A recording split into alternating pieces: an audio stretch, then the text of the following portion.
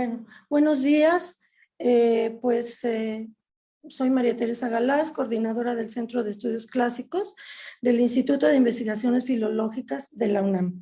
Nuevamente nos reunimos, como hemos hecho desde hace 2 meses y como vamos a hacer el resto del año, para atender una conferencia que en esta ocasión nos va a presentar una invitada muy querida de nosotros, de la Universidad de Valencia, Andrea Navarro, y los invito pues, escuchar su interesante conferencia, y al final pues me voy a permitir seguirlos invitando a nuestro ciclo que en el que van a participar.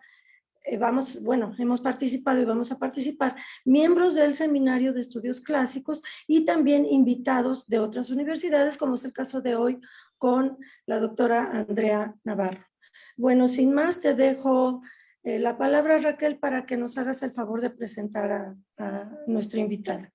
Sí, muchas gracias, doctora Galás, y también me uno al agradecimiento de que Andrea esté este día aquí. Y bueno, ella es la doctora Andrea Navarro Noguera. Actualmente es personal investigador doctor, contrato postdoctoral del Departamento de Filología Clásica de la Universidad de Valencia, España. El título del proyecto es Las funciones del mito en el coro femenino de las tragedias de Eurípides. Es miembro del grupo de investigación GRATUC, que es un grupo de investigación de acción teatral de la Universidad de Valencia desde 2015 hasta la actualidad. Su línea de investigación principal es la tragedia griega y su recepción en la cultura occidental. Y bueno, voy a mencionar algunas de sus principales publicaciones, por ejemplo, una aproximación coral a la Andrómaca de Eurípides, las motivaciones del mayor de los Atridas, el coro clásico, exploraciones trágicas sobre su identidad y su función, y bueno, tiene otras más, Aristóteles y el coro trágico, etc. Entonces, bueno, hoy nos hablará sobre algunas imágenes náuticas, así que le doy la palabra a la doctora Andrea Navarro, y bueno, bienvenida, aunque sea virtualmente, a este seminario. Adelante. Pues muchísimas gracias, bueno, tanto al profesor doctor David García, que hoy no está, pero que bueno, no solo es un gran académico, sino que es un modelo a seguir y al que le tengo muchísimo cariño, también a María Teresa Galaz, con la que he podido coincidir en múltiples ocasiones, y que ellos tienen la casa aquí en Valencia, y yo también siento que tengo medio corazón en México, y así se me ha quedado. Y después, bueno, pues muchísimas gracias a la doctora Raquel Barragán por la invitación, y nada, espero no dilatarme demasiado en el tiempo, intentar ser clara. Y en cualquier momento, tanto los que nos siguen en Facebook como los que estáis en Zoom, me podéis cortar en cualquier momento para hacerme preguntas, que para esto están los seminarios y las conferencias, yo creo que para que sean dinámicas, y ya que son online y no es presencial, pues intentar motivar al debate y demás. Voy a compartir la pantalla, supongo que todos la veréis bien. A ver. Simplemente decidme si la veis bien y ya está. Sí, ¿no? Sí, vale. Sí se ve, sí. Pues hoy os voy a hablar de las imágenes náuticas en la tragedia Helena de Eurípides. Y vale. Importante es decir, la veis toda, ¿verdad? Por completo. Tanto, vale, es que yo desde la pantalla compartida no puedo ver el principio, pero si vosotros la veis bien, estupendo. Sí se ve. Vale, pues nada, decir que la crítica literaria ha considerado que Eurípides y su obra tiene las más bellas imágenes del mar de todos los trágicos, o por lo menos de los textos conservados de los trágicos, de los 3 trágicos, Esquilo, Sófocles y Eurípides. Y probablemente no es solo o únicamente por lo que es el mar y su estética poética y lo que supone la imaginería poética que es el mar, sino que además tiene algunas obras en las que el mar se convierte en elemento central en el contexto escenario principal de las obras. Importante este contexto escénico, pues lo tenemos sobre todo en tres tragedias, en Helena, en Ifigenia entre los tauros y en Andrómeda. En estas tres obras además tenemos la característica de que las heroínas principales están atrapadas en una localización específica de las que las protagonistas, ellas, deberán ser rescatadas y ser salvadas. Y esta localización específica se dice explícitamente que están al otro lado del mar. O sea, es decir, que en estas tres tragedias ya de entrada tenemos a unas heroínas en peligro, ¿no? Unas protagonistas en peligro que deben ser rescatadas y que se dice específicamente que están al otro lado del mar. Recordamos a Andrómeda. Andrómeda es hija de Casiopea y de Céfeo. Si recuerdan el mito, Casiopea comete hibris diciendo que ella es mucho más bella que las Nereidas, y eso obviamente no se puede decir porque está Poseidón, quien, airado de que digan esto de sus fieles acompañantes, pues pone un castigo a la altura, que es enviar a Ceto al país de Etiopía, de donde procede Andrómeda, ¿no? Es la princesa de Etiopía, y manda este monstruo marino, inunda todas las tierras de Etiopía, y la única posibilidad para que este monstruo marino tenga, o según el oráculo, ¿no? tenga fin, ¿no? a este monstruo, tiene que ser poniendo como víctima a la pobre Andrómeda atada en una piedra, ¿no? Este es el mito en general. ¿Cómo acaba el mito? Menos mal que aparece Perseo con la cabeza de la medusa que ya la había cortado, de la gorgona, y acaba con el Ceto, con el monstruo marino, y bueno, a raíz de esto se casará con Andrómeda y demás. Vale, tenemos Andrómeda. Tenemos a Helena, que es nuestra protagonista y que está en Egipto, y ya hablaremos de ella, y tenemos también a Ifigenia entre los tauros, que ha sido rescatada por Artemis y la ha llevado al otro lado del mar, y dice más, y en el propio texto lo indica: guardad silencio vosotros que habitáis la doble roca que cierra el mar inhóspito. Dicen claramente Pontu Axeinu, que es el Ponto, y Axeinu es Axeinos, es decir, el que no acoge al extranjero, ¿no? Este es el mar en el que se halla o rodeada la Ifigenia en Ifigenia entre los tauros. Y después tenemos a Helena, que como he dicho está en la ribera del Nilo, es decir, en Egipto, y de la que hablaremos. No solo aparece el mar y estas protagonistas en peligro, sino también aparecen otros elementos, como puede ser una cueva. La cueva, tanto en Helena como en Ifigenia entre los tauros como en Andrómeda, es importante, ya que o bien habita Eco, o bien la Helena, la que no es real, está en la cueva, o bien Orestes y Pílades se esconden en una cueva muy cerquita al mar. En la tradición mítica e histórica de los griegos, el mar era un elemento cargado de muchísimos misterios. Seguro que todos sabréis, ¿no?, que el mar obviamente conllevaba no solo una vía de intercambios culturales, sociales y económicos, principalmente económicos, ¿no?, en la época, sino que también era un elemento cargado de peligro, de misterio.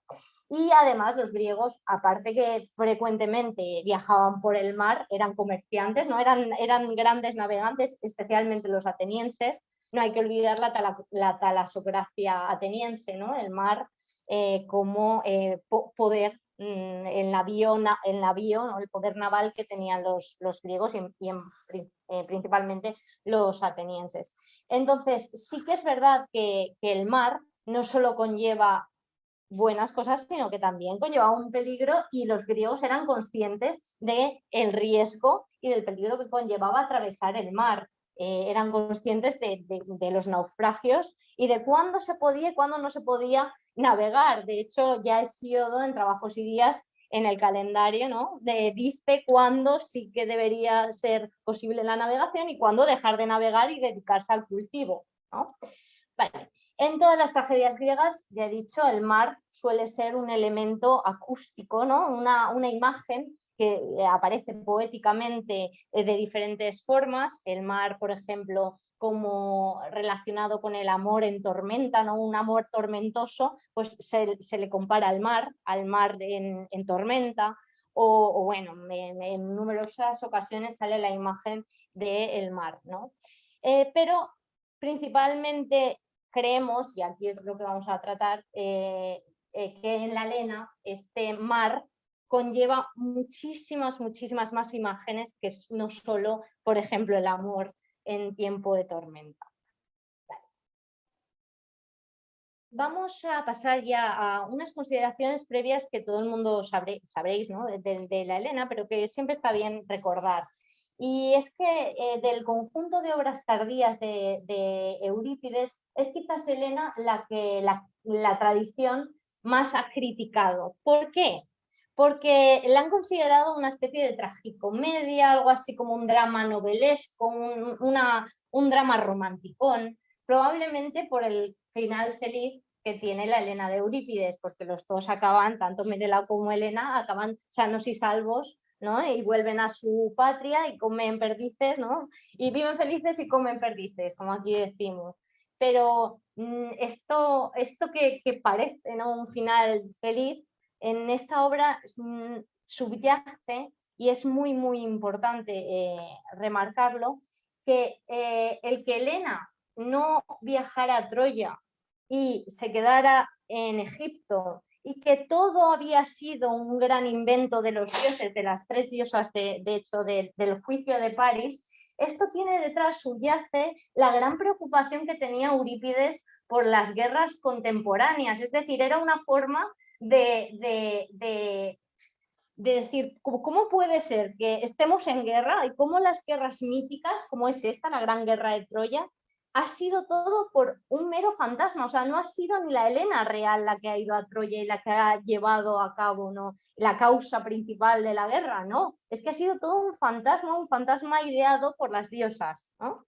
Y esta absurdidad de un evento como podía ser la guerra de Troya, si lo ponemos en el momento contemporáneo de Eurípides, no es más que un alegato antibelicista. Qué absurdidad de todo acontecimiento bélico.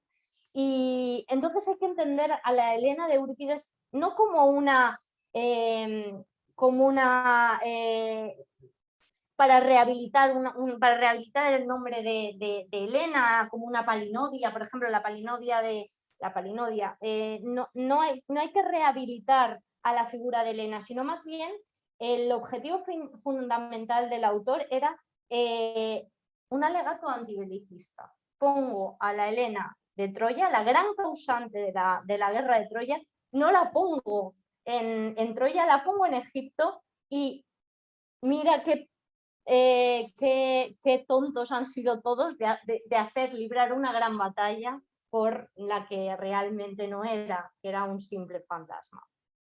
Entonces, importante decir, pues eso, que en la Helena toda tragedia en realidad es un conflicto entre dioses. Los héroes poco pueden hacer, ¿no? Casi siempre todas las tragedias son los dioses los que han creado el conflicto, y los héroes hacen por vivir dentro de ese conflicto. Pero en Helena es aún más evidente, es la impotencia del hombre que ha sido totalmente engañado e ingenuo y ha cogido la Helena real cuando realmente era la Helena falsa. Vale.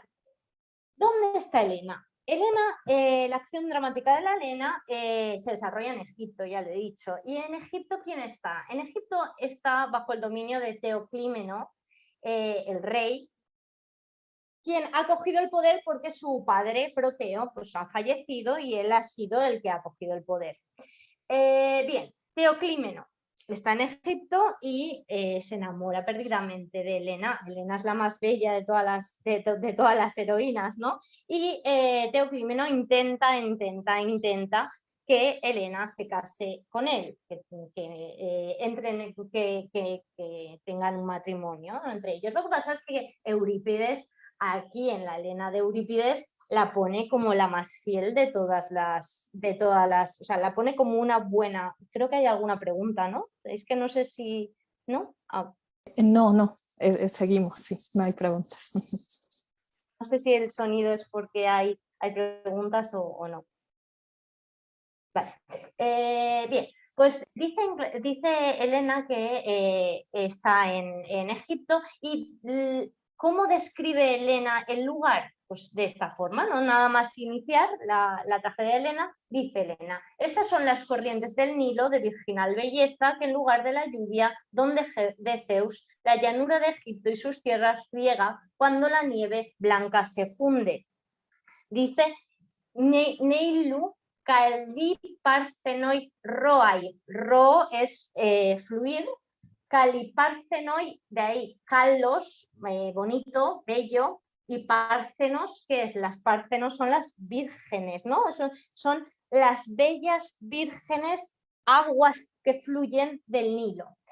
Ya en Platón, en Leyes, dicen que Egipto es una zona calmada, tranquila, pero no hay que pensar que Egipto, en el caso de la Helena de Egipto, sea calmado y sea calmo. Tenemos que pensar que Helena está siendo acosada por Teoclímeno y que la tierra de Egipto es un lugar hostil para la heroína y será hostil para Menelao cuando llegue a la acción, ¿vale? No nos dice específicamente el lugar exacto. Lo que sí que se sabe es que tendría que estar en la ribera del Nilo, ¿no? Y muy cerca del mar, ¿vale? Y esto nos lo dice. Lo que pasa es que Egipto para los griegos no deja de ser un lugar exótico, extraño, ¿no? Lejano, está al otro lado del mar, no está en el mar griego, está al otro lado. Entonces, esta extrañeza, este exotismo, de hecho, es lo que después, al remarcar esto exótico, esto extraño, será importante porque más poder tendrán los héroes al escapar del lugar. Es decir, mira lo extraño que es Egipto, mira lo exótico que es Egipto, que hemos logrado nosotros héroes escapar de toda esta tierra, de una tierra que desconocemos, ¿no? Vale, entonces ya nada más entran los personajes, vemos que Egipto es un lugar, una tierra amplia, con bella, bella, pero muy amplia y desconocida para todo aquel que la pisa griego. De hecho, entra un sirviente anciano, entra en escena buscando a Menelao y dice que no puede encontrar, que le ha costado Dios y ayuda a encontrar a Menelao en toda esa tierra. Después otro personaje que entra, Teucro. Teucro es el hermano de Ayante. Ayante, creo que sí, míticamente Ajax, ¿os acordáis que fue quien luchó para conseguir las armas de Aquiles tras la guerra de Troya? Y que al final acaba el pobrecito muerto tras la guerra de Troya porque no consigue tener las armas de Aquiles. Y Teucro encima es exiliado, su hermano es exiliado en busca de que cree la isla de Salamina, que la funde, ¿no? Este es Teucro. Y Teucro, en ese viaje para fundar Salamina, entra en Egipto, pasa a Egipto buscando a Teónoe, que es la hermana de Teoclímeno y que es una adivina, y lo que quiere de Teónoe es que le indique dónde puede ir para encontrar a Salamina. Es decir, que ya el contexto es que están medio perdidos todos aquellos que entran dentro de la escena, y después ya Menelao también. Menelao aparece totalmente perdido, sin reconocer nada y sin saber dónde está. De hecho dice: Uk oida, no sé, Onoma Joras, el nombre de este lugar. Entra en escena sin saber dónde está, perdido y obviamente náufrago, ¿vale? Esto es un factor sorpresa que habilita a la gran escena con Helena cuando se reconozcan los dos esposos. Asimismo, cuando los esposos están urdiendo su plan de huida, afirman que abandonar Egipto es prácticamente imposible porque desconocen cómo es esta tierra y qué ruta tomar. De hecho, la sensación de temor es constante. Aquí, por ejemplo, en estos versos se ve bastante bien. Sí que podría, pero ¿qué dirección tomaríamos en la huida si desconocemos el territorio bárbaro? Menelao, hablas de algo imposible. Es decir, no saben cómo salir de ahí, desconocen la tierra en la que están. Y dicen apeiroi. Apeiroi, somos desconocedores. El apeiron os sonará seguramente a Anaximandro, que decía que el arjé era lo indefinido, no era el fuego, no era el agua, no era lo que decía Tales, ¿no? Era otro de los presocráticos que decía que el apeirón, lo indefinido, el infinito, y ellos se declaran apeiroi, lo que reivindica también el que Eurípides sea el más sofista, ¿no? El más filósofo de entre los trágicos que tenemos, de los que tenemos, ¿no? O conservamos. Vale. El mar como obstáculo, símbolo de muerte.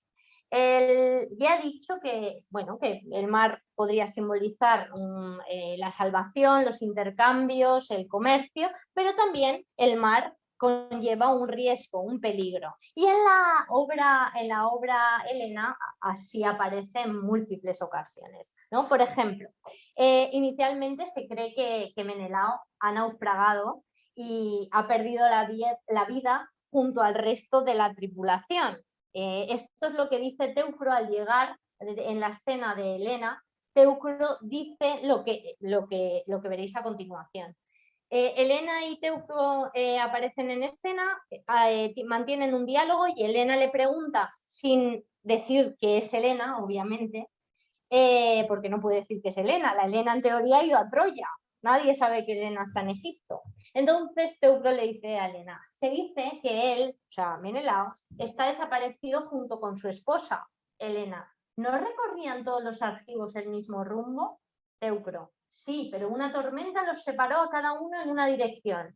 Helena, ¿en qué lugar de los lomos de la mar salada? Teucro, iban surcando las aguas por medio del mar Egeo. Ya veis como en este mismo, son 4 o 5 versos, en estos 5 versos no paran de hablar del mar. Hay múltiples imágenes del mar, el mar en tormenta, Geimón, nos habla de Pontias Halos, o sea, de la sal marina, del Pélagos, o sea, de Pontos y del Pélagos, nos hablan de los diferentes sinónimos de mar que existen en griego. Y eso en 4 versos, y así se va repitiendo a lo largo de toda la tragedia. Además, también una vez urden el plan de huida los dos esposos, una vez ya se han reconocido, y urden el plan de huida que conlleva engañar a Teoclímeno diciendo que Helena va a echarse al mar con una nave para hacer ritos fúnebres a su supuesto fallecido marido, o sea, Menelao. Le dice Helena a Teoclímeno, mi marido ha fallecido, obviamente mi función como esposa antes de poder casarme contigo es rendirle los ritos fúnebres. Uno de los ritos, obviamente esto es una ley divina en Grecia, ¿no? La mujer tiene que hacer ritos fúnebres a su esposo fallecido. Teoclímeno le tiene que decir que bueno, vale, siempre y cuando después al volver se casen, ¿no? Y ese es el gran engaño de Helena y Menelao a Teoclímeno. Entonces, ¿qué dice Teoclímeno cuando es engañado? Lo que teme es que Helena, ante la desgracia de haber perdido a su esposo, pues que a lo mejor se arroja al mar. Ese es su gran temor. Y dice, en efecto, temo por ti, por si cae sobre ti un cierto anhelo que te persuada a arrojar tu cuerpo a las olas del mar, desconcertada por agradar a tu anterior marido, pues aunque no está presente, igualmente te estás lamentando muchísimo por él. Y dice, pozos peise meceinai somas oima pontion.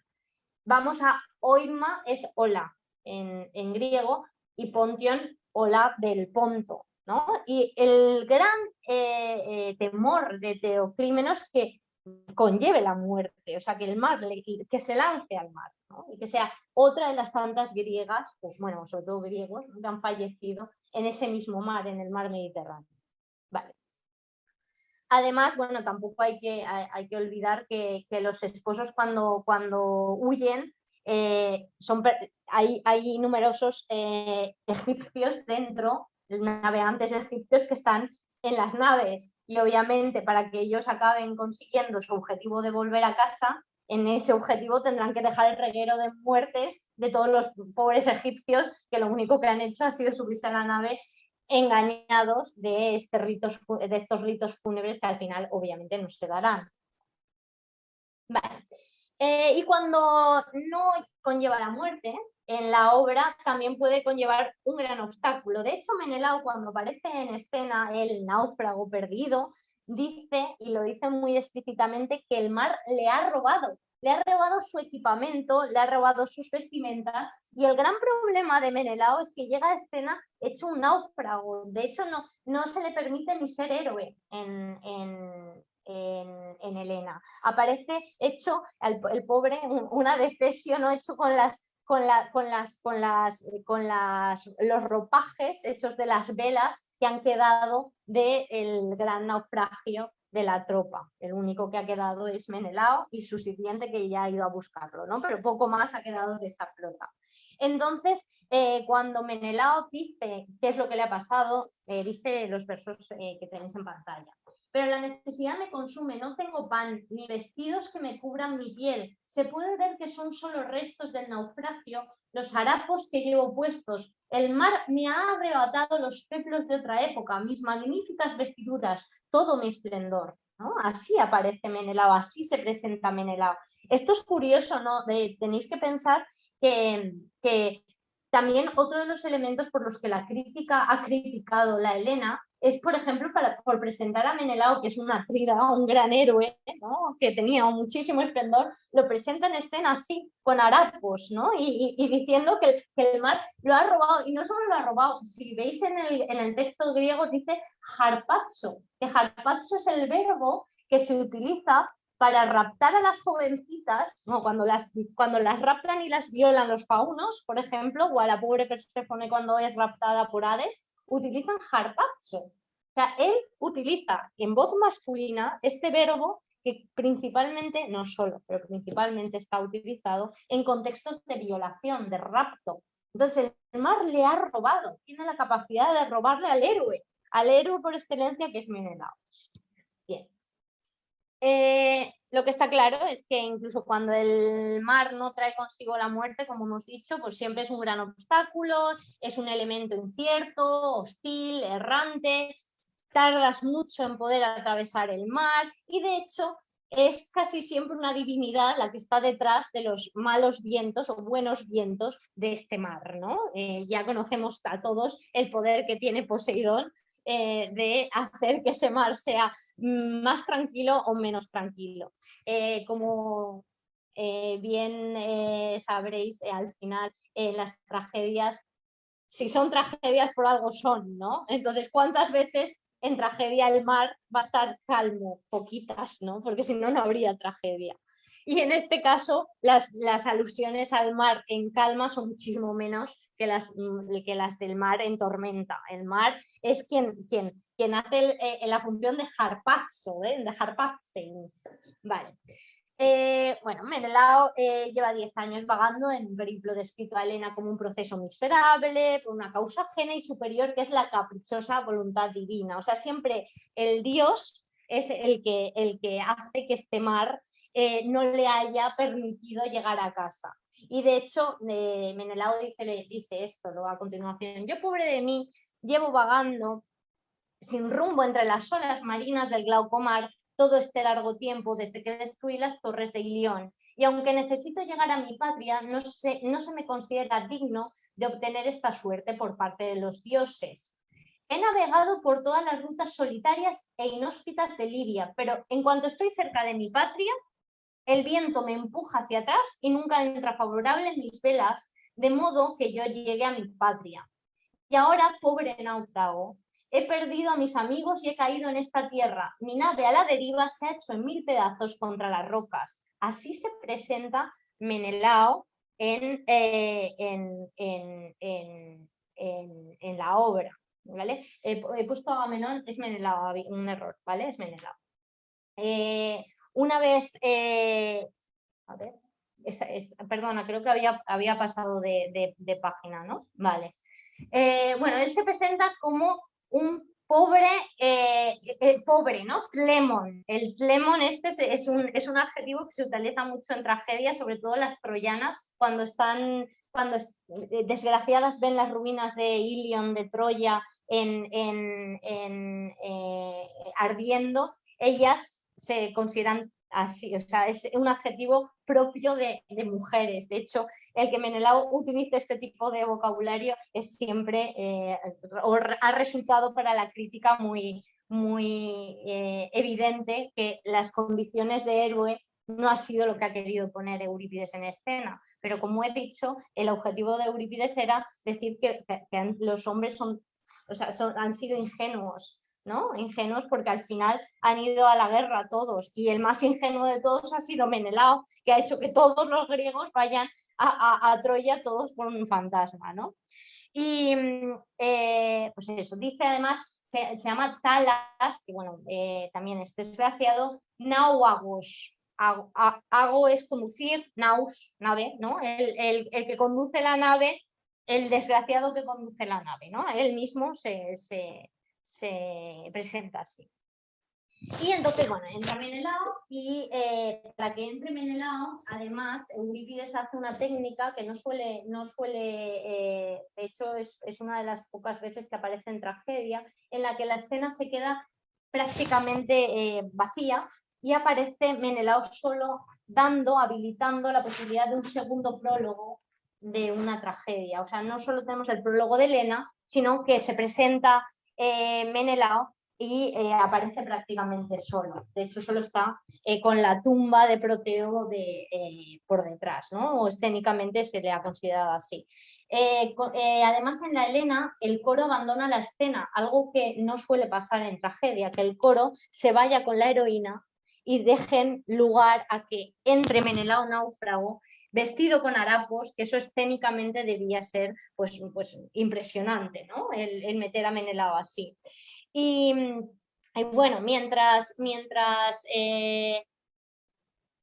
Helena, por las palabras de Teucro, que le habían dicho que todos habían fallecido y la causa de la guerra había sido esa tal Helena, la había maldecido a la Helena que había ido a Troya, y Helena no tiene la responsabilidad porque la culpabilidad es nula, ha sido todo por los dioses, ella no es culpable, pero aún así se siente culpable. La belleza no deja de ser la causa de sus grandes males, el castigo, ¿no? Hay veces que la Helena, según en qué obra aparezca, o bien se vanagloria de esa belleza, que es casi siempre, ¿no? Pero en otras ocasiones, como en la Helena de Eurípides, aparece como un castigo, un ate, un peso que le ha dado la diosa, ¿no?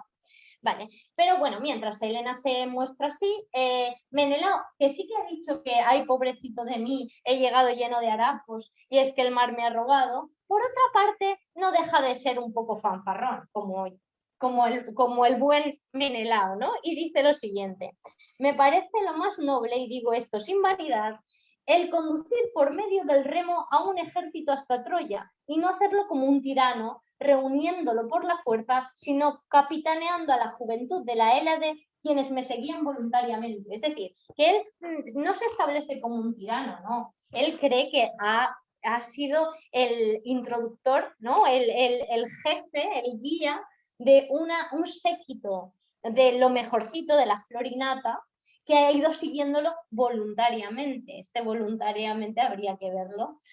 Sí, lo seguían, obviamente, el deseo de rapiña entre los griegos en general, míticos y no míticos, existía, ¿no? Y al final cualquier evento beligerante entre los navegantes y sus objetivos, o entre los guerreros y sus objetivos, estaría el buscar la rapiña, ¿no? Y la fama y el dinero y demás.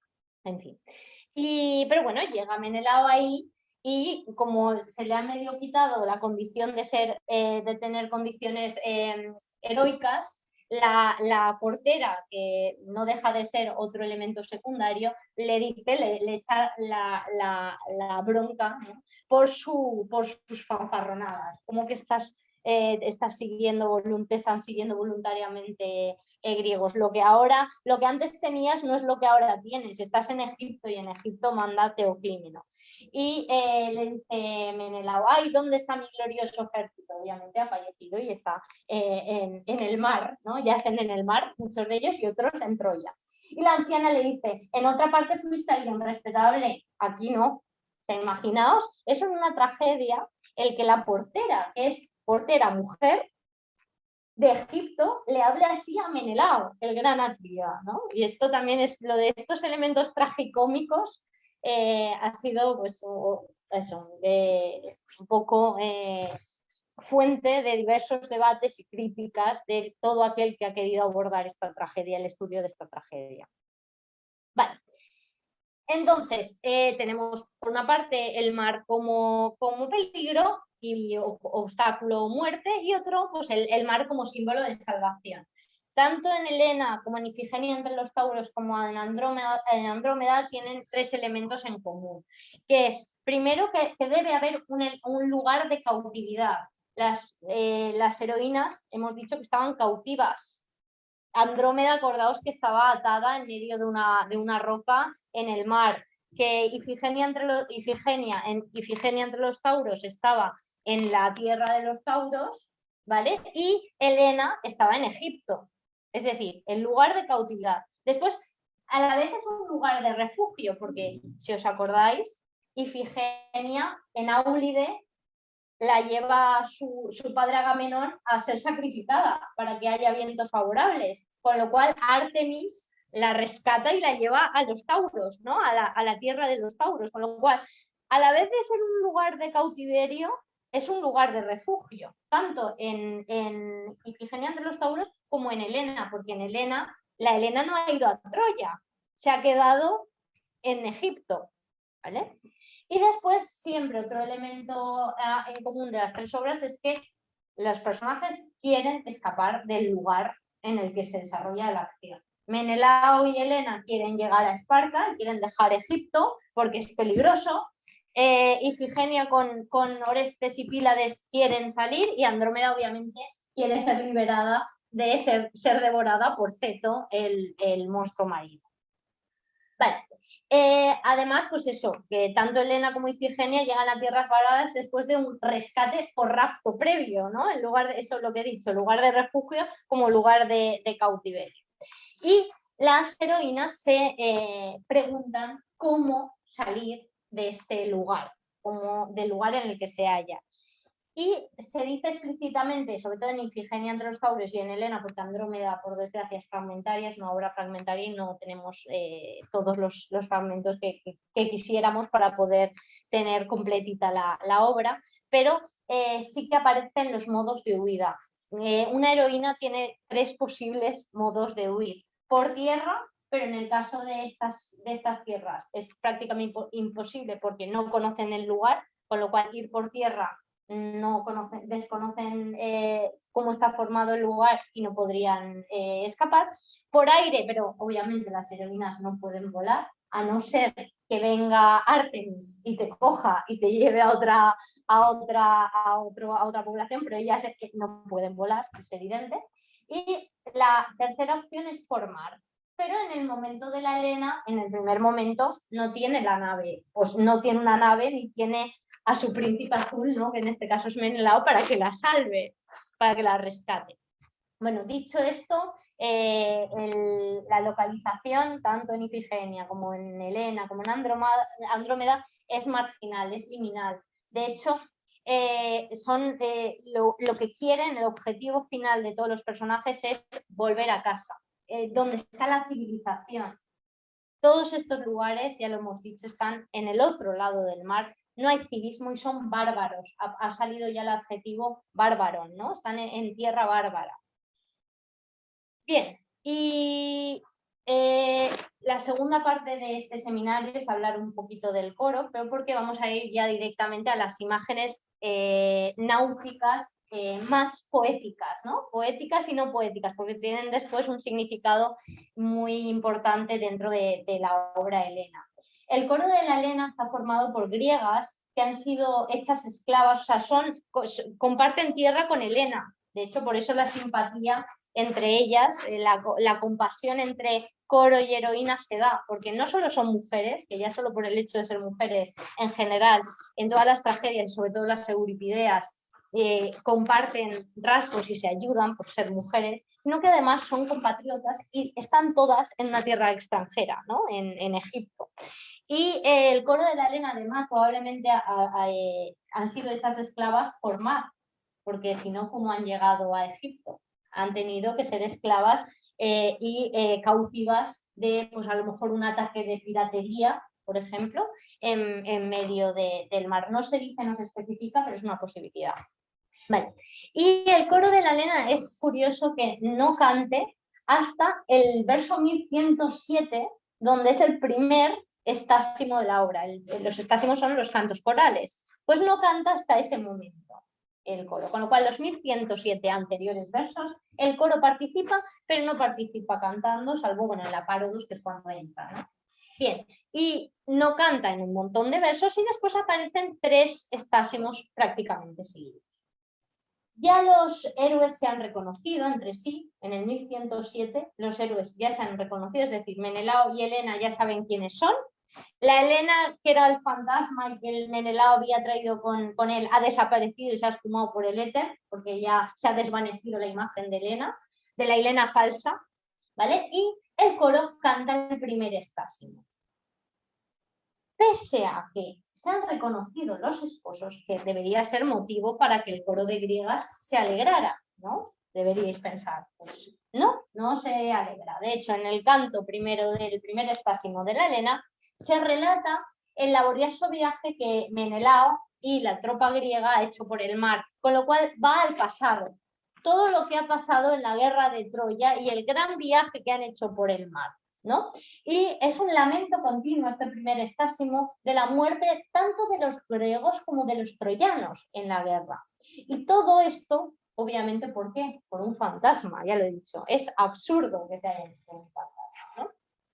Y aquí el coro echa parte de la culpa, ¿no? Parte de los males, esa Paris, que el pobre Paris lo único que hizo fue tener la mala suerte de ser el árbitro entre 3 diosas y darle la manzana a la que le ofrecía lo mejor, que era a Helena, por ser la más bella. Y el coro dice: mientras cantamos las fatigas de la infeliz Helena y el dolor que tantas lágrimas provoca de las Ilíades por causa de las lanzas de los aqueos, es decir, el coro de griegas hace alusión a la desgracia del coro de troyanas. Esto es importante, es decir, que las griegas empatizan con las troyanas. Desde que atravesó las flamantes llanuras a bordo de su nave bárbara, desde que vino, tras llevar sus desdichados lechos, Helena, desde el lacedemonio a los Priámidas, Paris, desafortunado en amores, bajo la guía de Afrodita.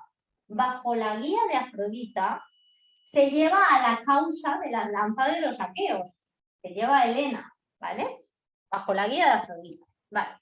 Y la segunda, ya en la segunda estrofa de este primer estásimo, las mujeres griegas aluden a otro mito, un mito de traición y de destrucción, que es el mito de Nauplio, que si os suena es el padre de Palamedes. Palamedes fue aquel que, bueno, Odiseo ya sabéis que no quería dejar Ítaca. Odiseo estaba feliz con su Penélope y con Telémaco recién nacido.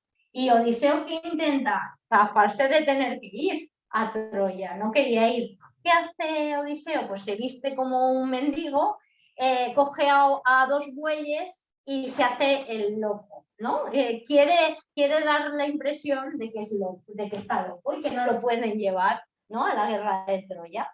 Pero Palamedes, que estaba muy al tanto, lo que hace es coger a su hijo Telémaco, que era bebé aún, y lo pone en medio del arado que conducía el loco de Odiseo. Claro, obviamente Odiseo, al ver a su hijo bebé ahí, no puede atropellar al hijo con el arado, con lo cual se destapa el engaño y al final Odiseo tiene que ir a la guerra de Troya. ¿Pero creéis que se va a quedar así la cosa? No. El pobre Palamedes tendrá una venganza por lo que ha descubierto de Odiseo. ¿Y qué hace Odiseo? Pues le pone oro en la tienda de Palamedes y le dice, a Agamenón, bueno, y a Menelao, que es un traidor, que está compinchado con Príamo y que los está traicionando a los griegos. Entonces, obviamente, Palamedes acaba falleciendo, lo matan, ¿no?, los griegos en el campamento griego. ¿Qué hace Nauplio, el padre de Palamedes? Pues tomará su venganza también. Y lo que hace es, pues, en medio de la vuelta de los griegos hacia su casa, enciende una hoguera haciendo simular, ¿no?, un faro para que la tripulación, las naves griegas, vayan a esa tierra, cuando realmente lo que debajo había del mar eran rocas. Entonces todas las naves van a la llamada de esta hoguera en forma de faro, estas falsas luces, y todos acaban, pues, en un naufragio.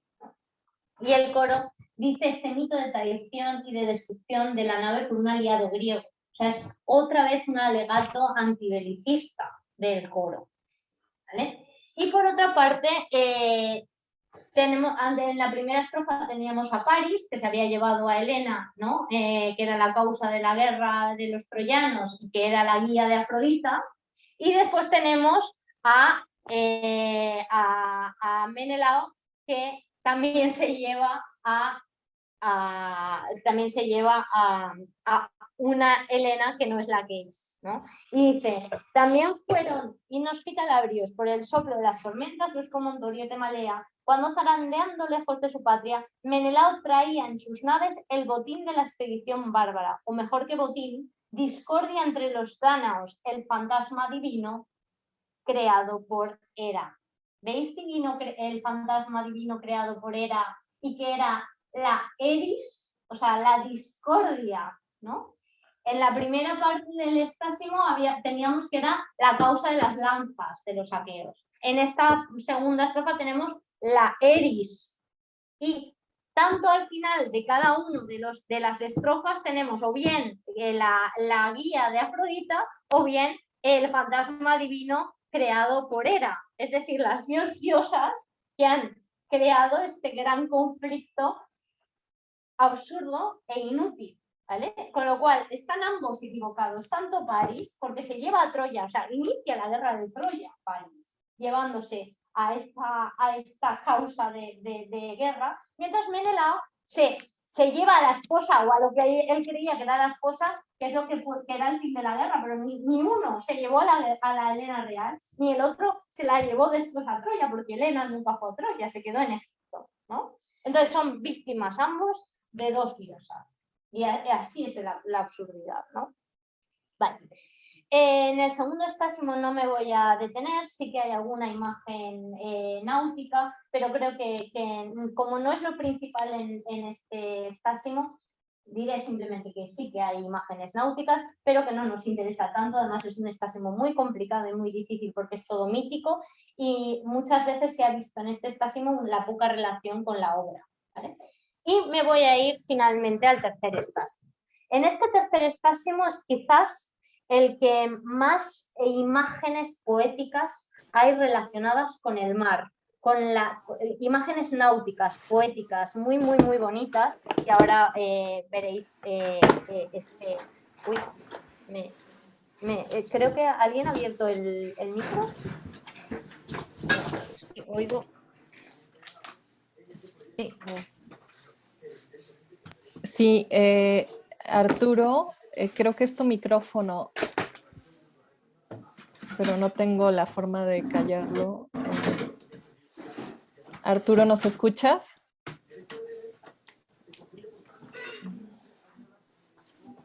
Arturo. Ay, no. Bueno, no pasa nada. Si no sigo, si me escucháis bien. Sí, los sí. demás, sí.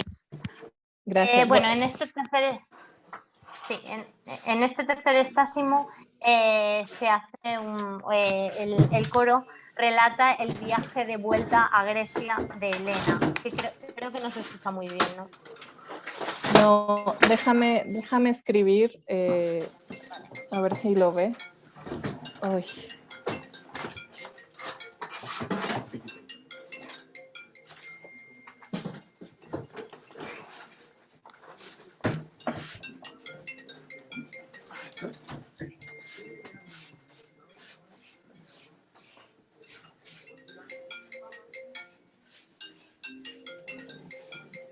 Perdón, Andrea, voy a ver si puedo comunicarme con él. Y de una vez tengo que terminar este.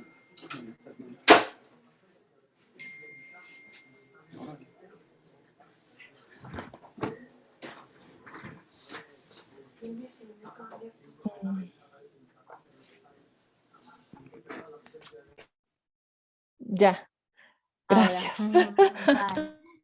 Vale. Nada. Pues os estaba contando el tercer estásimo, que es el que sin duda más imágenes poéticas náuticas aparece.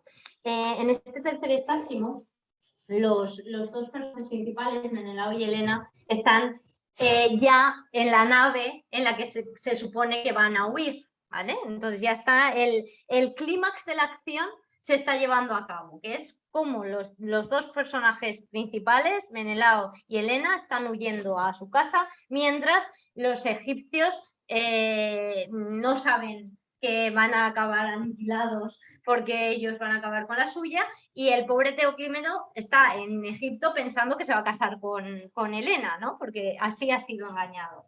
Entonces canta el coro este estásimo. En ese pleno de clímax de la acción, canta el coro, el tercer estásimo, sobre el viaje de vuelta a Grecia de Helena, o sea, anticipa lo que va a tener lugar, o sea, en positivo, ¿no? Imagina cómo Helena vuelve a Esparta y cómo ella participa en fiestas y ritos nocturnos, en danzas y demás. O sea, se pone al futuro, o sea, se anticipa el coro. Y se anticipa, pero para anticiparse, el coro, como buen coro, tendrá que hacer una plegaria a los dioses, ¿no? Para rehabilitar el nombre de Helena. La Helena que realmente no fue a Troya, sino que se quedó en Egipto. Y el tipo de canto se llama propempticon, es decir, cuando se canta o el canto relacionado con un deseo de un viaje sano y salvo por el mar, se llama propempticon. Entonces, este tercer estásimo es un propempticon. Y a diferencia de la Ifigenia entre los tauros, que también el coro canta un estásimo relativamente parecido, la diferencia entre ambos coros es que en el caso de la Helena, el coro de alguna forma se imagina volver con la heroína a casa, ¿no? Por lo menos con sus deseos. No se dice explícitamente si el coro volverá o no volverá a tierras griegas de donde pertenecen ellas, pero de alguna forma los dioses, los Dei ex machina que acabarán esta tragedia, se deja intuir que igual sí que tienen que volver a Grecia, ¿no? Algo que en Ifigenia entre los tauros, por mucho que las Ifigenia entre los tauros también sean griegas, nada se les dice de su posible vuelta o no. Entonces, en este tercer estásimo, pese a estar en momento climático, que Teoclímeno está persiguiendo a esta nave porque ya sabe de la traición, ¿no? Se supone en escena, ellos están huyendo, el coro canta y parece que pasa de la desesperación del primer estásimo a la esperanza total de que la Helena, ¿no?, vuelva a su tierra y llegue a participar en las fiestas laconias. Y dentro del tercer estásimo hay varias semejanzas y varias imágenes que iremos viendo. Por una parte, el coro hace un paralelo entre la nave Sidonia, que es la nave fenicia en la que Helena va, ¿no?, Helena y Menelao, y la compara a las grullas que van volando de África a Europa. O sea, hace una comparación entre la nave y las grullas. Y es así. En la primera estrofa dice: oh veloz nave fenicia de Sidón, donde están los protagonistas, madre querida del batir de remos, guía de las bellas danzas de los delfines, cuando el mar con la brisilla está en calma y cuando galanea la glauca hija de Ponto, dice así. Y después tenéis el inicio de la segunda estrofa. Ojalá tuviésemos alas para surcar el aire, como las aves de Libia, que en formación, tras dejar atrás la lluvia del invierno en su marcha, obedecen el silbido de la más vieja, que las guía y chilla, sobrevolando las llanuras sin agua, pero fértiles de la tierra. Aves de largo cuello, rivales en carrera de las nubes. Estos son los dos inicios de las estrofas del tercer estasio. ¿Qué vemos aquí? Vemos la alusión a la nave fenicia de Sidón. Esa es la nave en la que va Menelao y Helena. Dice que es madre querida del batir de remos, rocío y sí, e iresías, que esto también es una imagen náutica, o sea, el batir de remos está en el mar, ¿no? Y después dice, guía de las bellas danzas de los delfines. O sea, hace alusión a estos delfines que son calíjoron, calos, bello, joros, coro. El coro está haciendo una autorreferencia al coro, están haciendo una performance, ¿no? Estamos viendo cómo la nave de Sidón es la guía de las bellas danzas de los delfines. Es decir, que la nave sería, por así decirlo, el músico del aulos, ¿no?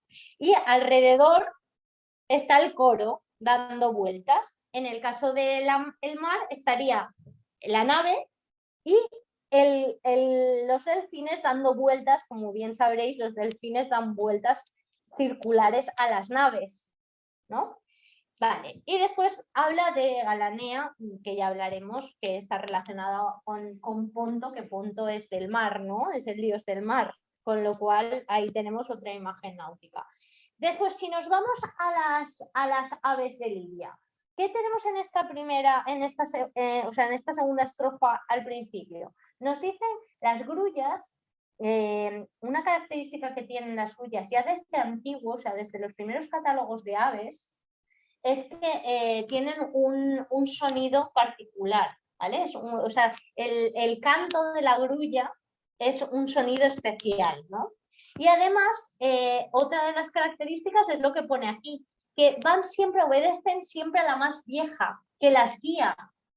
¿Y qué pasa en los coros? Que siempre hay un corego, ¿no? Que guía las danzas de los coros. O sea, hay otra referencia coral, ¿no? Y es esta la que guía y chilla. Pero lo que dicen es que en su marcha pone es estojades, ¿vale? Es en formación. Teníamos a los delfines que iban en círculo, ¿no? Con calijoron. Y después tenemos a las grullas que están en formación. Si sabéis, los coros, los dos movimientos, los dos bailes, las danzas corales principales son la que están dando círculos y la que están en esticomitia, las que están en formación. Dos autorreferencias en dos mismas, en dos paralelos de un mismo estasio. Y después, además, dice el coro que estas grullas van en formación de un sitio a otro, ¿no? De África a Europa. Y encima van pasando, lo que pasa es que aquí no voy a poner todo el texto de Estásimo, pero van pasando justo por los tres sitios importantes: Troya, Egipto y Esparta, ¿vale? Con lo cual es el mismo viaje que ha hecho Menelao, el de Troya, Egipto y Esparta. Eso lo harán las grullas en formación, ¿no? Y lo que dice es que son rivales en carrera de las nubes, ¿no?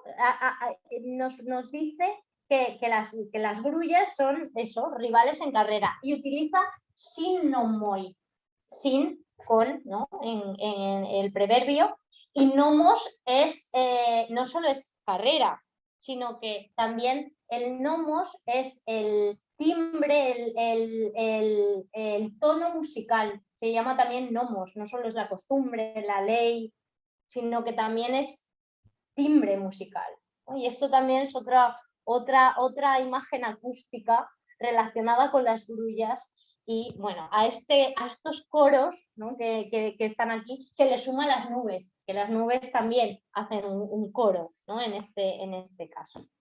Vale. Después, bueno, esto ya lo he dicho, que hace la secuencia de Troya, Egipto y Esparta, y después nos ha hablado de Galanea. Y de Galanea el coro la pone en estilo directo y dice: cuando Galanea, la Glauca hija de Ponto, dice así. Esto es lo que continúa de la primera estrofa que os he puesto: desplegad velas y dejad que soplen las brisas marinas y empuñad los remos de abeto. Oh marineros, marineros, que conducís a Helena a las costas con bellos puertos donde están las moradas de Perseo. Vale. Aquí no solo tenemos a Galanea, que es hija de Ponto, con lo cual la referencia náutica existe, sino que pone desplegar las velas, gistia, ¿no?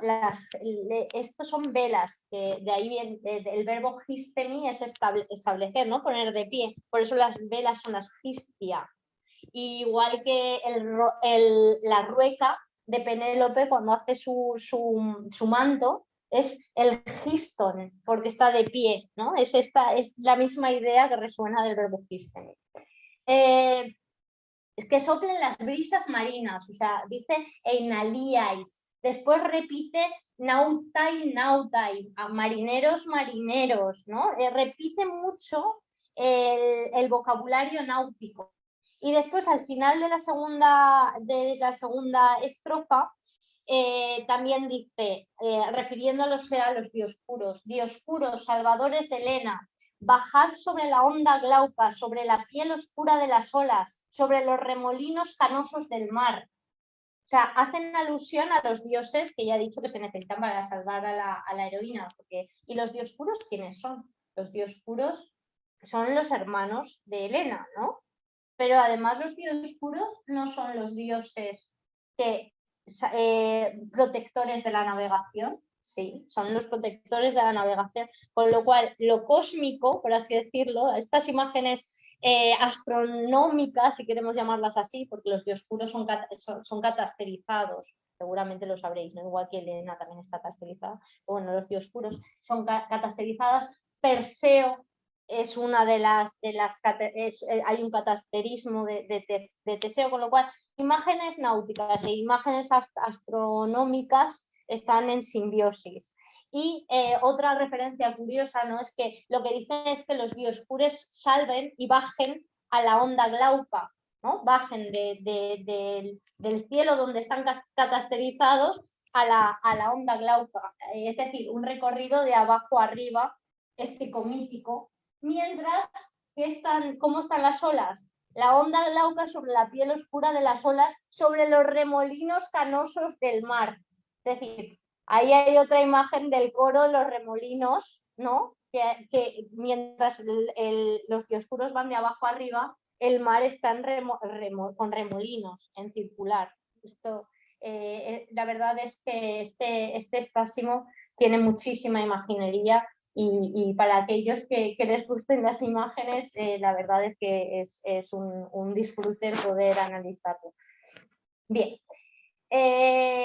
ya hemos hablado de las imágenes asociadas al coro, hemos hablado un poco de las grullas, de los delfines, también hacen referencia a la participación de Helena en las danzas corales de Esparta, con lo cual hacen menciona a otros coros, no solo estos que son quizás más de imagen, sino que también mencionan a las danzas corales de Esparta. Y finalmente, el final de este estásimo es una alusión a la restauración del nombre de la heroína. O sea, ellas anticipan el éxito del plan, ya lo hemos dicho, porque cantan este estásimo antes de saber si Teoclímeno ha alcanzado o no la nave de los dos esposos, pero en vez de cantar el matrimonio en Egipto con Teoclímeno, lo que cantan es la restauración de la vida casada de Helena. Y para que se le restaure el nombre a Helena, necesitan que se borre, ¿no? Y así lo pone en este último texto, que se borre de la fama, ¿no? El mal nombre del deshonor de haber tenido un lecho bárbaro, ¿no? Que recibió la disputa y nunca estuvo en tierra de Ilión, sino que Helena estuvo en Egipto. Y nada, como conclusión diré simplemente que el cambio de actuación del coro y de la heroína es prácticamente a la par. De hecho, el coro ya hemos visto en el primer estásimo que era desesperado y hablaba del pasado y de los lamentos de las tropas que habían yacido muertas en los naufragios, y ahora parece que vean con esperanza la vuelta a casa con la participación de Helena en las danzas laconias, en los ritos, es decir, ya formando parte de otra vez los ritos fundamentales de su tierra. De todas formas, aunque el cambio de actuación o de caracterización del coro y de la heroína haya sido evidente, no sin esto quiere reivindicar el autor que detrás de esto hay una sensación de inutilidad y sinsentido de la guerra, porque al final la confusión está presente, los hombres han sido ingenuos al coger, ¿no? al creer que se llevaban a la Helena real cuando realmente era un fantasma creado por los dioses, y el coro no sabe aún si van a restaurar el nombre de la heroína. Aún no sabe cómo va a acabar esta tragedia, que acaba con los Deus Ex Machina poniendo solución al conflicto de dioses. No solo son los héroes que consiguen escapar, sino que gracias a los dioscuros esta obra tiene un final feliz, ¿no? Hemos visto, bueno, que el mar ha sido un marco escénico total dentro de esta pieza, y que es aquello que distancia a Egipto tanto de Troya como de Esparta. Troya, Esparta y, bueno, Grecia, Troya y Egipto están en el mismo mar, pero están en diferentes lados del mar. Y esta sensación de extrañeza, de alejamiento, de exotismo, no deja de crear el ambiente de estar al margen de la sociedad, del civismo, y para eso, para que se restaure, ¿no? Para que los personajes vuelvan a su patria hay que restaurar la función positiva, ¿no? Y el mar llega a tener esta función positiva, ¿no? Este elemento por el que a través del mar llegan los esposos a casa y se restaura y se purifica en la paz, con lo cual al final, ¿no? De esto reside que Eurípides con su Helena quiere hacer un alegato antibelicista, ¿no? Y yo creo que ahora en estos momentos nos viene bien este tipo de obras, el volverlas a sacar, ¿no? Y hacer diferentes versiones, y más pues, después de esta guerra que nos está asolando en varios sitios del mundo, pero aquí cerca también.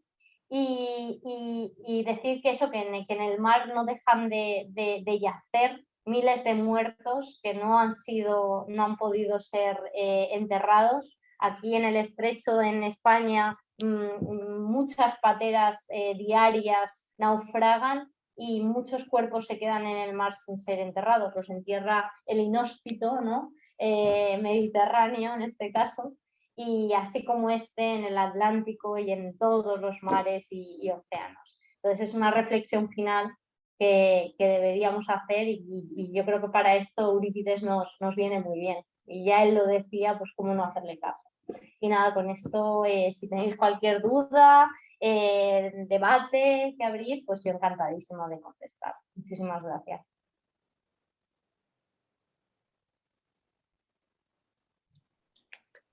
Muchas gracias, Andrea, por esta brillante conferencia donde nos has develado los secretos en el análisis de las intenciones, no solo embellecedoras de la figura del mar, que siempre por los poetas griegos es tomada y retomada y vuelta a tomar porque es su elemento vital, ¿no? Pero también esta reflexión que tú haces sobre la intención de Eurípides, que a contracorriente de su tiempo también estaba en contra de la guerra, a contracorriente de su tiempo.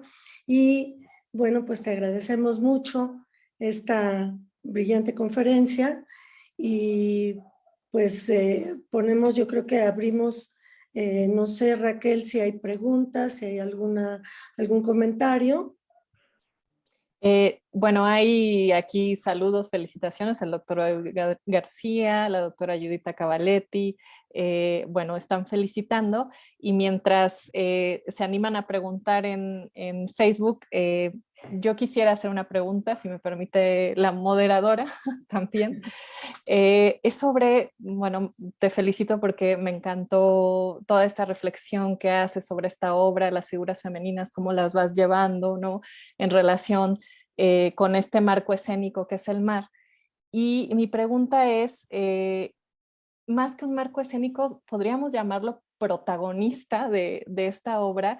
Y en ese sentido, ¿cuál sería esa representación? Porque, bueno, me deslumbró muchísimo cuando hablabas de estas metáforas que el coro va incluso actuando, ¿no? Como este giro, un poco aludiendo a ese mar, ¿no? Ese protagonista está en la imaginación, pero en la puesta en escena, ¿cómo podría pensar uno? Ajá, que está ahí además.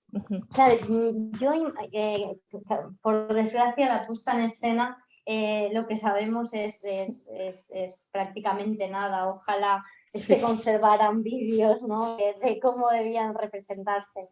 Lo que probablemente sí que pasaría en este tipo de estásimos donde la imaginería es tan explícita, ¿no?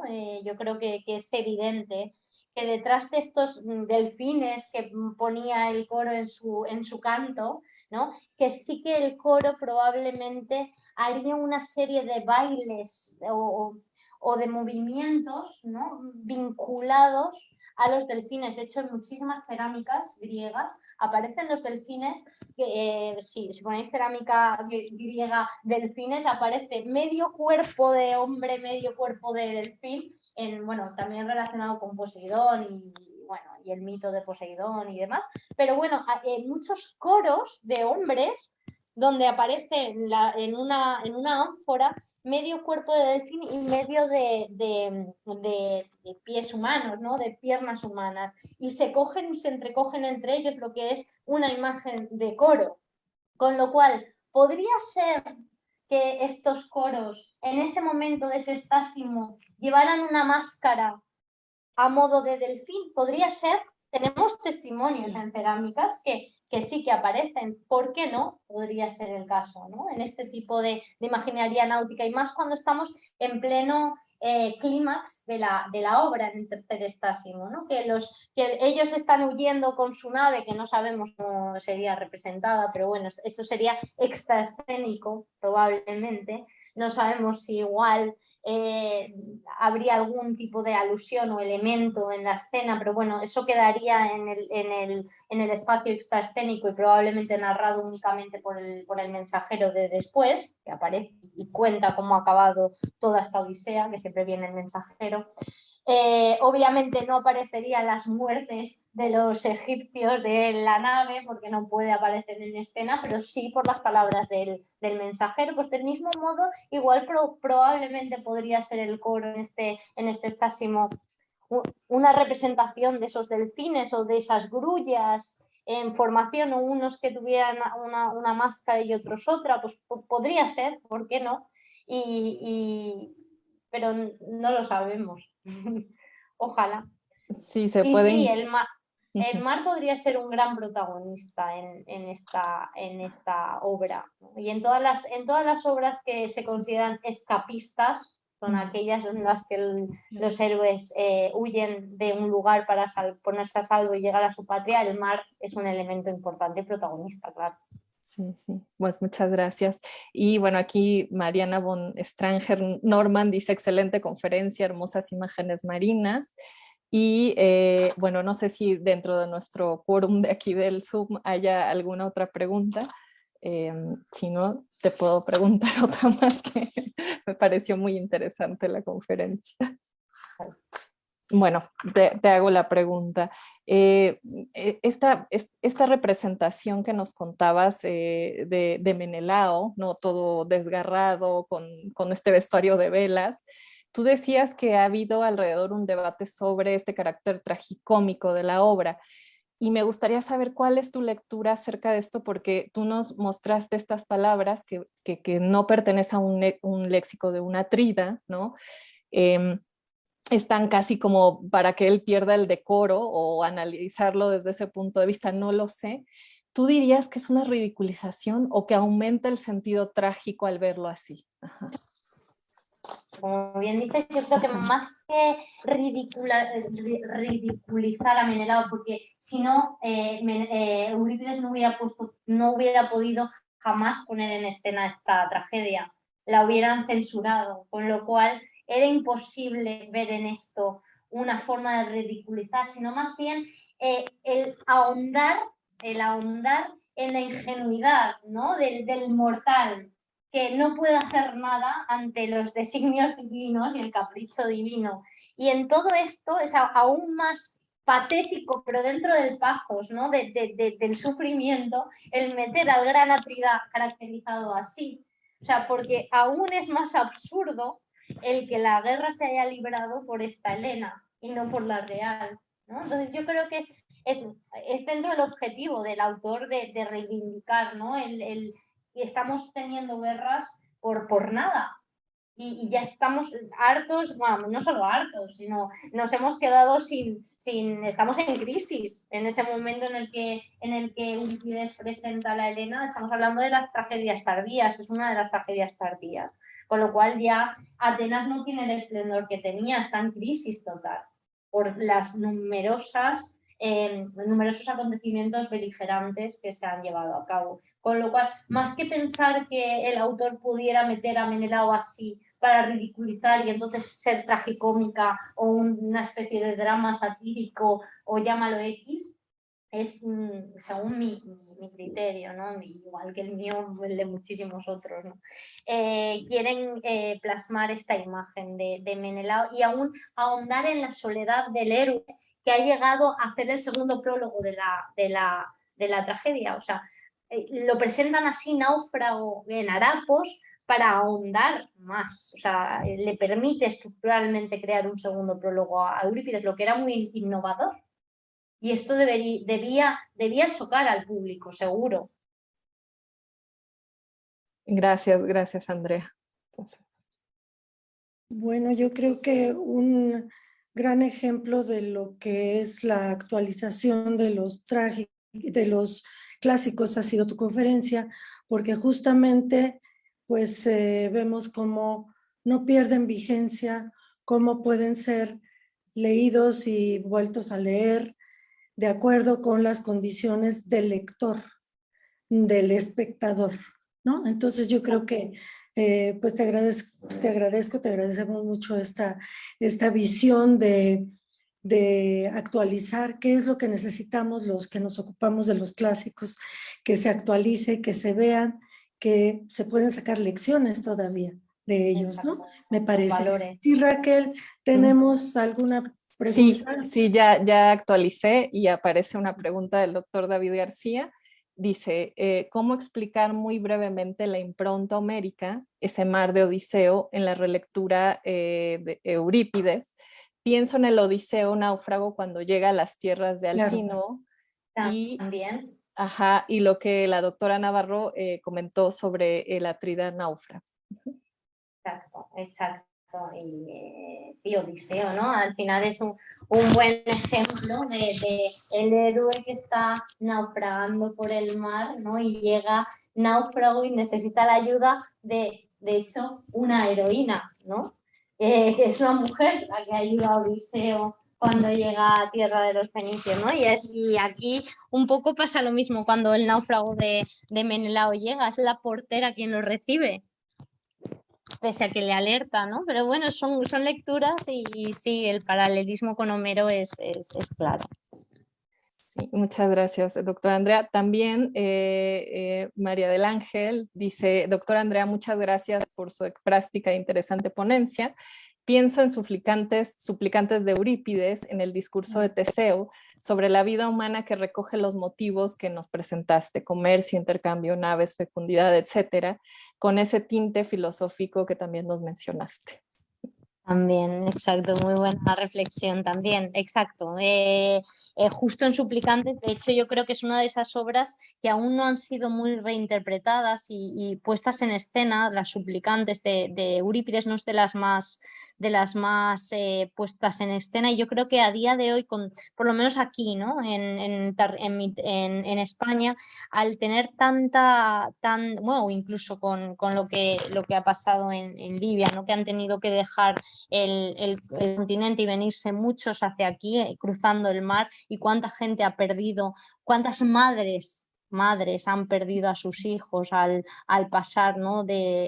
Incluso aquí en España, ¿no? Gibraltar, que está, en realidad se ve, y cómo se meten muchos jóvenes, muchos menores de edad en estas pateras, y cómo sin saber nadar y aparte del oleaje acaban perdiendo la vida, y cómo se quedan las madres esperando que el mar les devuelva lo que le han arrebatado, que es a sus hijos, ¿no? Entonces, este tipo de lecturas, como bien ha dicho María Teresa Galaz, este tipo de tragedias deberían ser puestas en escena y tendría un valor muy actual. Y yo creo que cuando no hablamos con gente de clásicas, que obviamente la importancia ya sabemos que es mucha, pero cuando te vas a un público más general, ¿cómo podríamos llegar los clásicos o los estudiosos de clásicos y los directores que ponen en escena las obras? ¿Por qué no ponen en escena estas obras, ¿no? Y esto nos lo deberíamos replantear todos, o aquellos que escribimos, o pues poder ir mencionando estos mitos, que para algo el teatro ya en la antigüedad era una fuente de saber y de enseñar, porque el teatro no era más que enseñar al público a ser un buen ciudadano. Pues esto es lo que nos falta, una lección de humanismo a todos. Totalmente de acuerdo. Bien. Y bueno, voy a leer nada más 2 mensajes más. Y es la doctora Carolina Olivares, dice: felicidades, doctora Navarro, nos contagia su pasión por el tema, su reflexión sobre los conflictos bélicos y naufragios ha sido muy enriquecedora. Y Elsie Cisneros dice: felicidades, ha sido una bella e interesante ponencia. Entonces, Gracias, bueno, más vigente. muchas gracias por los comentarios. Gracias por los comentarios a todos los que me lo habéis hecho, y a la atención de todos, claro. ¿Hay algún comentario aquí en el chat? No sé si lo ves, de Aurelia Vargas. Bueno, te felicita por tu interesante exposición y bueno, nos felicita por la organización de este seminario abierto con temas que interesan al mundo académico y al actual. Entonces, bueno, esta era un poco la intención al abrir, bueno, valiéndonos de esta desgracia de la pandemia, pues para los académicos ha sido una gran ventaja esta cuestión de poder participar sus eventos, sus conferencias de manera abierta, para que toda la gente pueda tener acceso a ella y no nada más algunos. Y yo creo que esta era la intención al organizar este seminario, y también la intención de intercambio con colegas de otros lugares, como eres tú, Andrea, que sin embargo, a pesar de la distancia, vemos que hay tantas semejanzas y tantos intereses comunes entre todos, ¿no? Entonces, no sé, Raquel, si hay alguna otra pregunta, alguna otra... No, hasta ahí llegan los comentarios. Felicitaciones. Pues muchísimas gracias, Andrea, por tu participación. Nos has llegado con un muy buen sabor de boca para empezar este día, para seguir en este periodo tan pues catastrófico que nos ha tocado vivir. Pero bueno, pues tenemos un poco esta esperanza de pues seguir con la vigencia de los clásicos para tener más lecciones y poder saber qué hacer, ¿no? Sí. Muchas gracias, Andrea. Muchísimas gracias a vosotros y nos vemos pronto seguro, espero allí o aquí, pero